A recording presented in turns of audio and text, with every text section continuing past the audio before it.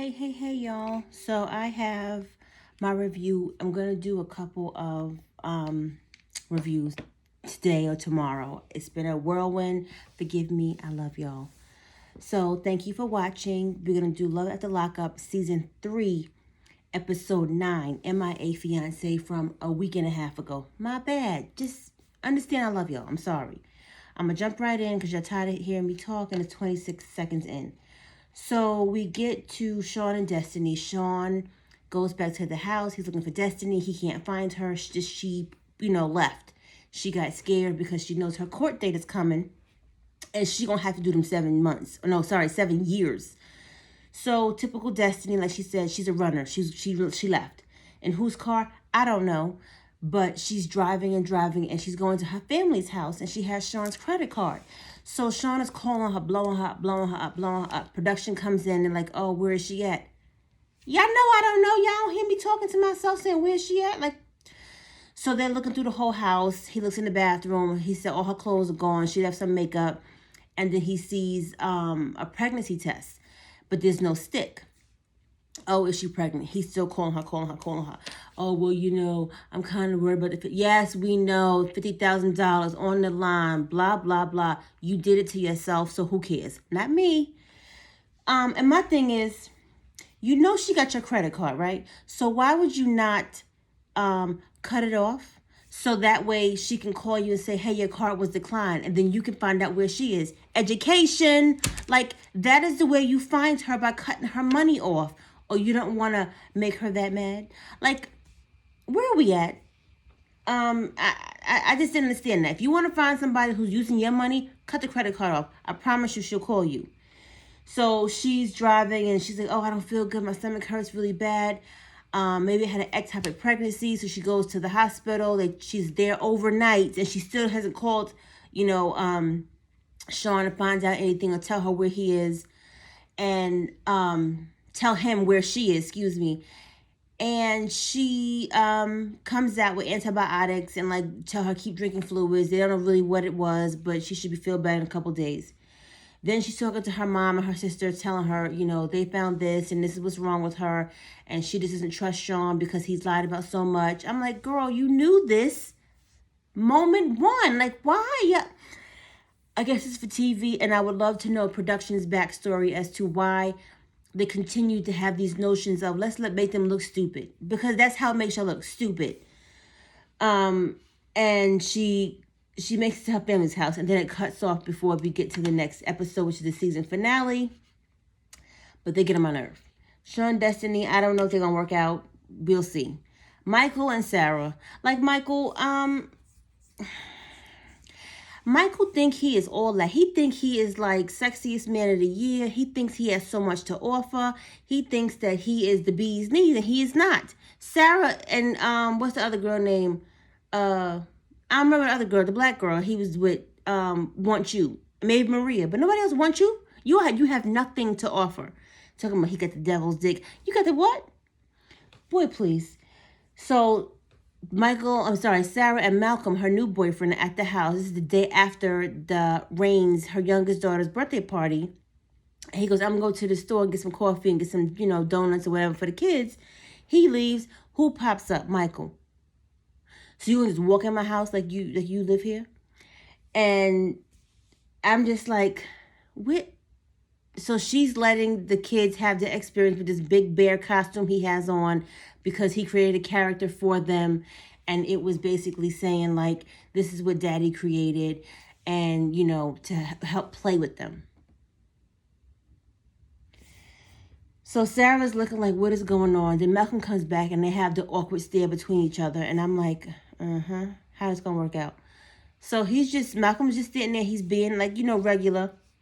And then the kids start whining. So she takes the kids in the room and Malcolm tries to talk to Michael and they hash it out normal. They're not getting aggressive and Malcolm seems like he's really chill.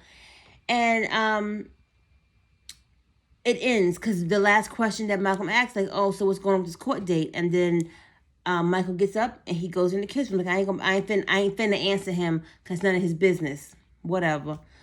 So then in the confessional, Michael is just like, oh, yeah, Sarah is allowed to have in her life, who I let her have in her life, because I had the final say so. But you had Megan, that's her name. You had Megan, you had Maria, and some other chick, and you think that that was just fine. But she can deal with you, but you can't deal with her stuff. Like, she can't have nobody, you can have somebody. Oh, that's right, because she got your kids full time. So then Malcolm is talking to her like, so what are we doing here? Like, what's happening with Michael, and how is this going to play out? Am I revenge, basically, because he was around other women? Oh, excuse me. Oh. And she's like, no, I love you. And it's just that Michael hurt my kids so much. And he said, well, you show too much emotion for somebody who hurt you. You show too much care, compassion, and concern for someone who has done this to you. And she goes, no, it's not about me. It's about my kids. And I'm just like, yeah. So, all right. And she's like, no, it's my babies. When my babies get done wrong, I get emotional about it. And I'm like, okay. Michael thinks that if he was to say, I'm done with everybody, it's me and you, she would leave Malcolm and be with him. And he has every right to be concerned, because it's like, Michael did it to her, now it's your turn, and now you have somebody, but you happy with him, and you don't know how it makes you feel, or is it going to be a problem for you to continue to love someone else if you still have love for Michael? If she does, shame on her. Scott and Lindsay. Lindsay's packing her bag to go to a photo shoot because she tied her bangs, y'all. She thinks she is popping.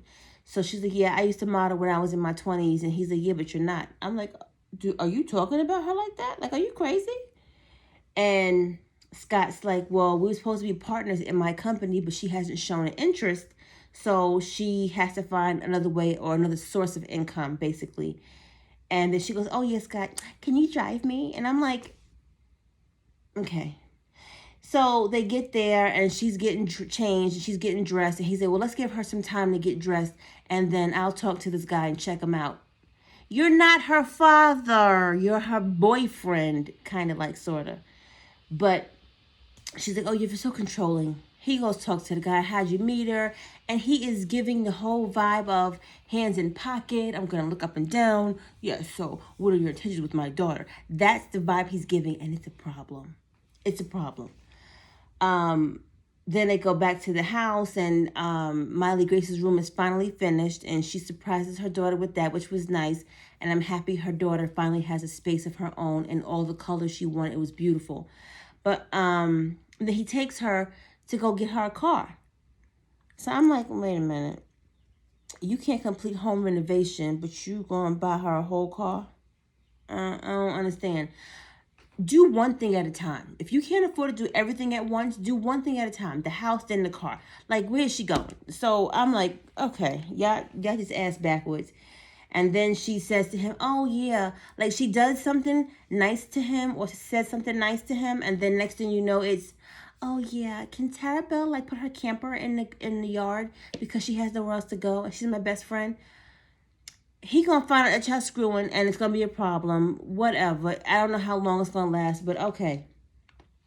Then Miley Grace goes to her friends, to camp with one of her friends, and they see her off, and then Lindsay wants to talk to Scott about him invading her privacy. And I'm like, we're gonna move on, because that whole is from a book. I want to see the book. I'm still waiting for the book. Lamar and Andrea. So Andrea is going to go back into being a real estate agent. She, that was her job in Utah, and I guess she's going to try to get back into working again. And she's trying to homeschool Priscilla, and she tells Priscilla, like, she's from great people, and, like, her dad was African, so she shows her, like, some African dance moves.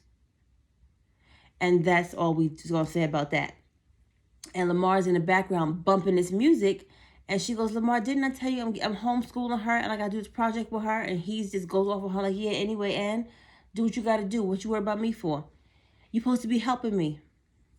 Andrea has the theory and this notion that Lamar's going to stop being Lamar. Lamar's going to be this 9-to-5 stay-at-home dad and or a good family man. And he's going to start all that gangbang and all these tattoos, and he's going to just be Cliff Huxtable. That's not who Lamar is, And if you think that's what you signed up for, you're wrong. It's not going to work out for you. So then he must agree at some point because they showing Priscilla about his family and genealogy because that's where she left off at. So we all know that Andrea had sex with him in a broom closet in jail, and that's how she got pregnant. So Priscilla is his daughter, and he starts telling her about his side of the family, and how he starts telling her about his side of the family. It's a photo album, but then it's all the tattoos on his arm and the graveyard on his back as he takes off his whole shirt for his daughter. And I'm like, sir, let's start with your grandma and your grandpa and move on. Like, everybody on your own. That's a lot for a 5 or 6 year old. So then he says, and I have my oldest daughter, Shantae. She's like, who's that? I guess Andrea never told her about his oldest daughter. And he's like, yeah, are you going to pinky promise? I'm going to tell you a secret. And she pinky promises him. And I'm like, are you making this little girl lie to her mother at this age? Like, you're starting her out on the wrong path. Yes, all kids lie. And had he not told her to lie, yes, that she would have possibly lied to her mother at some point. But you don't initiate the lie to your daughter about her mother. That's wrong. You don't do that. Because you're making her hold a secret in that she may feel is wrong. And it may have like a one-up on her mother. I don't know, but that wasn't cool. So he was going to go take her on a trip to see the daughter and not tell her mother. And I'm like, so you're going to say we was here all day and I can't tell you what we did? And then he calls his oldest daughter, Shantae, who we met way back when. And she's like, well, you bringing her? And it's like, he's like, yeah, because I'm taking care of her today. And she's like, I thought it was going to be me and you. And I understand where she's coming from because it's like, I'm going to watch you and her interact and you taking care of her, which is something I never had gotten in my life because you were in jail all those years. So it's kind of awkward. How about we reconnect first and then you bring in your other set of family? So she goes, well, I don't know if I'm going to come. So he's still packing sandwiches and he's like, well, I'm trying to do right now. And she's still giving him the business and it's going to be a show. So we're going to see how that works out. What I don't understand is why Andrea has a hard time accepting her or bringing her into the fold. You have 2 children prior to being with Lamar that you have brought him into their lives. So why can't he do the same for his child? Because you're married? No. Any child that is before you will be after you and during you. I am a stepmother. I totally understand. My husband had a son when we got together. He was 10. I'm not going to say to him, we're supposed to go to the movies, forget your son, and we're going to hang out. That's how Andrea is acting, and that's disrespectful and very nasty and very rude. Because if you and Lamar break up, you're going to have Priscilla, and you're going to want Lamar to do the same thing to his daughter? Like, cut the shit. Cut the shit. Marcelina and Brittany, so it's her birthday party, and she's like, I want to get drunk. I'm 30 years old. I thought Brittany was older, y'all. Drugs is a terrible thing because Brittany looked old as all hell. But she says she feels good. She's not on drugs. And she's telling her friends, like, y'all can leave your purses around. I ain't going to steal from y'all. And I'm like, ooh, okay, girl. That's a bit much. One of her sisters is there and the other one is in Alaska. And she calls her and she goes, oh, I love you so much. Have you heard from mom? And she's like, no, I haven't heard from mom. But, you know, I love you. I miss you. I wish you were here. Yada, yada, yada. And she's telling her friends, like, I want to free myself from my mother. Like, I haven't seen her since she relapsed and she's back on drugs. And I just can't be part of it. And I'm tired of trying. And I understand. You just don't want to be bothered. But her friends are like, but that's your mom. You can't ever give up.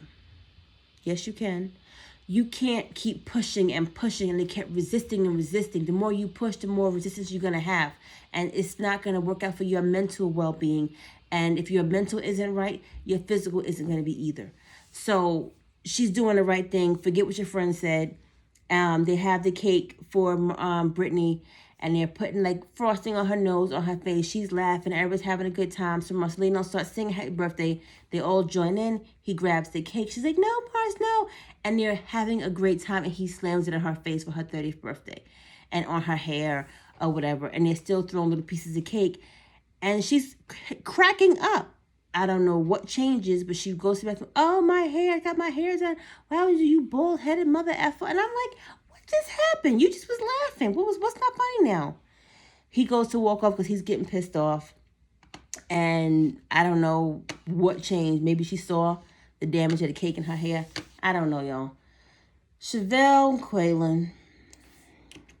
Chevelle, I need you to stay out the street. Because Chevelle is literally on the sidewalk with no shoes on or kicked her shoes off and crying.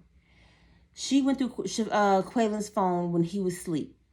She found messages on Facebook, text messages of this girl saying, when you gonna come get this, I want to come get this dick or something like that with the eggplant emoji. And she's pissed off. So she's talking to production. And she's like, well, I want to find out who the girl is and where he meet her at. And the production's shady ass is like, oh, you should call her. She calls the girl from her phone. And she goes, who is this? The girl's, who is this? Typical 19-year-old shit. You know who the bitch is because the number was in his phone. That's first of all. You know she was fucking with him. So how about you start with the conversation to Quaylen versus her and saying, this is Quaylen's girlfriend. We're living together and I saw you called him. Now, why you even did all that is beyond me. If the girl knew about you and still slept with you and he knew about you and he still slept with her, so what? He did it. He cheated. Move on. Like, you act like he's supposed to be faithful to you. He did 12 years in jail and has never had a full-blown family relationship, and you want him to just jump and be all in and just be with you and only you. Give him a chance to do what he want to do, and if he come back, he come back. You cannot trap this man and sucker him down and think it's supposed to be all about you, even though he said that. That's jail talk. So they arguing back and forth and talking about, oh, you a hoe and you've been cheating. You put money in his books. Girl, shut up. You sound so ignorant and stupid. Whatever. And then clearly the girl hangs up, calls Quaylen and tells him, oh, your girl found out. She called me. Quaylen calls her. Then he comes back and they arguing. And she's just like, why you been cheating on me? Who is these girls? I saw thousands of messages. Of who you talking to? Da, da, da. And he's on his phone like this. Yeah, anyway, he got a pen and paper writing stuff down. He's not even paying attention to you. Why are you still giving him your energy? So then she goes and talks to, she then says, you ain't been having sex with me, so it's been having sex with them. Moving on. Then the production says, I guess, ask her a question. And she's like, I gave him 2 years of my life, and my daughter calls him daddy. I didn't tell her to call him that. She calls him that on her own. Well, your dumb ass should have corrected her. Maila, this is not your father. This is my boyfriend, and we may get married. He'll be your stepfather. He is not your father. Correct the child when she is wrong. She's a baby. She's 4 to 5 years old. She don't know, and clearly don't know who her daddy is, or even seen a picture of him for her to call somebody else daddy. You don't do that. No, you don't do that. You don't allow that. Even if she said, he's my daddy, call him daddy. No, his name is Mr. Quaylen. His name is Q. You make up a name to call this man, but daddy ain't the name you choose. How about that?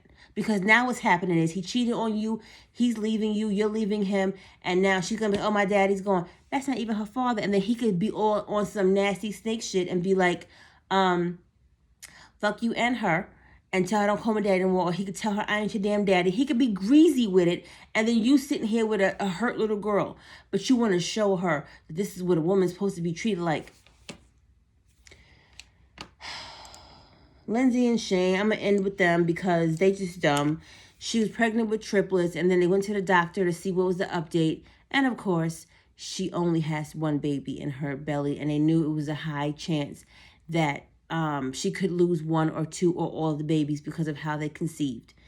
So Sean is relieved because he was like, I didn't know what I was going to do with 3 babies, because she got 3, he got 2, I think. And then they would have had these 3. And he's like, oh man, it's a relief, but I'm sad at the same time. And I'm like, yeah. Yeah. So, because they did not need 6 kids that Sean couldn't even add 3 and 3.